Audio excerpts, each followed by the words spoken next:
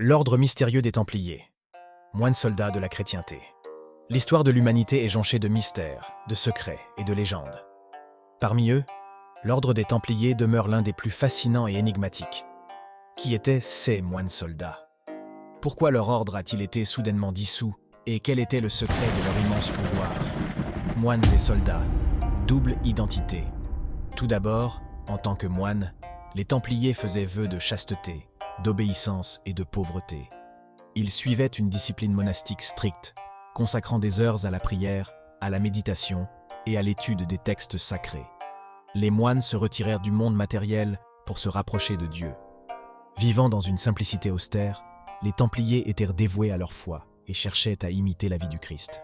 Cependant, contrairement à d'autres moines, les Templiers étaient également des guerriers, formés aux arts de la guerre. En portant l'épée et le bouclier, ces moines soldats assurèrent la protection des pèlerins chrétiens voyageant vers la Terre Sainte, un chemin semé d'embûches et de dangers. Revêtus de leur armure distinctive et chevauchant de fiers destriers, les Templiers étaient un rempart contre les attaques et une lueur d'espoir pour les pèlerins. Cette dualité, cette combinaison de dévotion spirituelle et de bravoure militaire fit des Templiers un phénomène sans précédent. Ils étaient à la fois contemplatifs et actifs, capables de méditer profondément sur les mystères de la foi le matin et de défendre vaillamment les innocents l'après-midi. Cet équilibre délicat nécessitait une discipline et une formation rigoureuse, faisant de l'ordre des Templiers l'un des groupes les plus respectés et craints de la période médiévale. Leur double identité était la pierre angulaire de leur existence, leur donnant une force unique et un objectif sacré, faisant d'eux bien plus que de simples soldats ou moines. Ils étaient à la fusion vivante de la foi et de l'action, prêts à sacrifier leur vie pour leurs convictions et leur mission. La montée en puissance des Templiers. Le XIIe siècle a été témoin de la montée fulgurante de l'ordre des Templiers. À partir d'un petit groupe de chevaliers déterminés à protéger les pèlerins se rendant à Jérusalem, ils sont devenus l'une des organisations les plus influentes et redoutées du monde médiéval. Voici comment cet essor prodigieux s'est déroulé. L'histoire des Templiers commence en 1119, lorsque Hugues de Payen, un chevalier français, et quelques compagnons ont formé un ordre destiné à garantir la sécurité des pèlerins se rendant en Terre Sainte. Avec le soutien de Baudouin II, roi de Jérusalem, ils établirent leur quartier général sur le mont du Temple, d'où leur nom Templiers.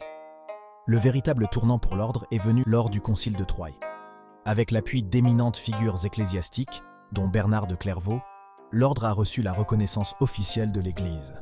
Cet aval a non seulement légitimé les Templiers, mais a aussi encouragé un afflux de dons et de soutien.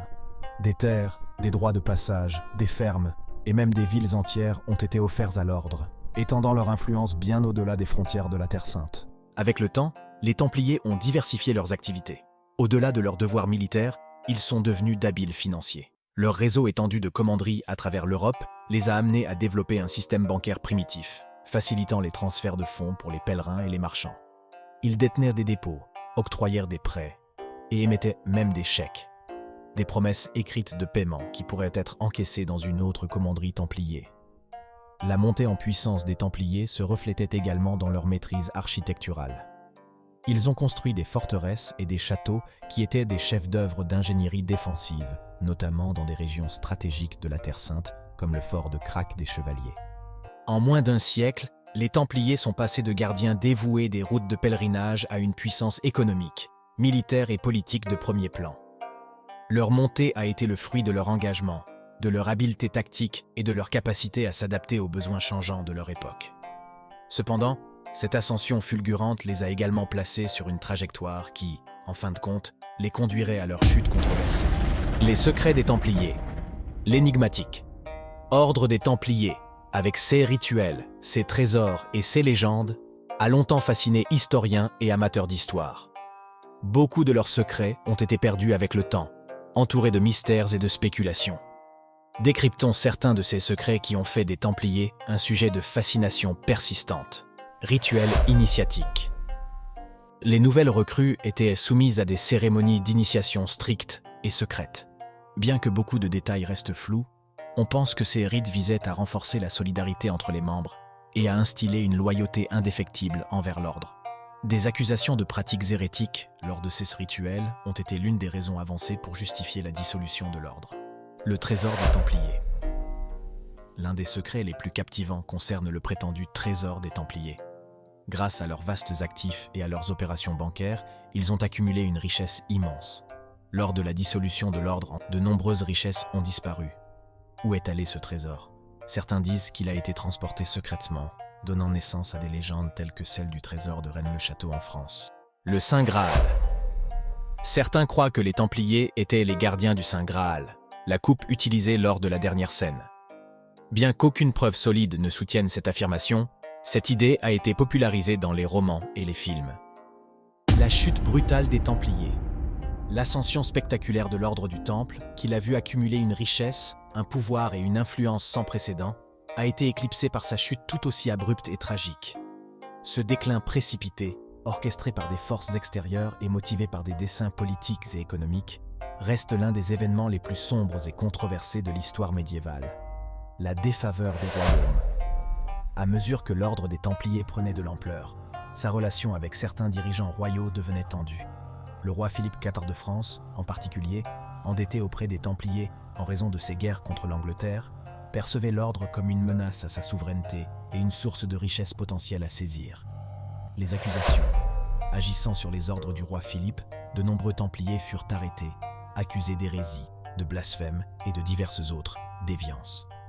Parmi les allégations figuraient des rites initiatiques hérétiques, le rejet de la croix, l'idolâtrie. Nombre de ces accusations étaient probablement fabriquées ou exagérées pour justifier l'élimination de l'ordre. Tortures et aveux. Sous la torture, de nombreux Templiers ont avoué des crimes qu'ils n'avaient probablement pas commis.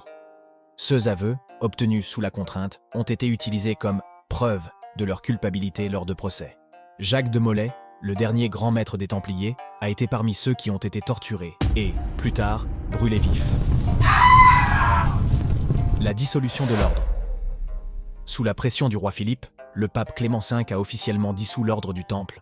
Les biens des Templiers furent confisqués et, dans de nombreux CA, transférés aux Hospitaliers, un autre ordre militaire chrétien. Cependant, la richesse et les actifs des Templiers ont disparu, alimentant de nombreux mythes et spéculations. Conclusion.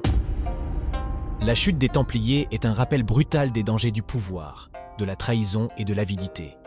Bien que l'ordre du Temple ait été éradiqué, son héritage et son mystère perdurent, capturant l'imagination des chercheurs, des romanciers et du public du monde entier. Leur histoire, mélange de faits avérés et de mythes, continue d'intriguer et de fasciner. En fin de compte, les Templiers demeurent un symbole durable de la capacité humaine à combiner foi, pouvoir et mystère. Leur histoire, encore débattue par les historiens et les passionnés, nous rappelle que la vérité est souvent plus étrange que la fiction.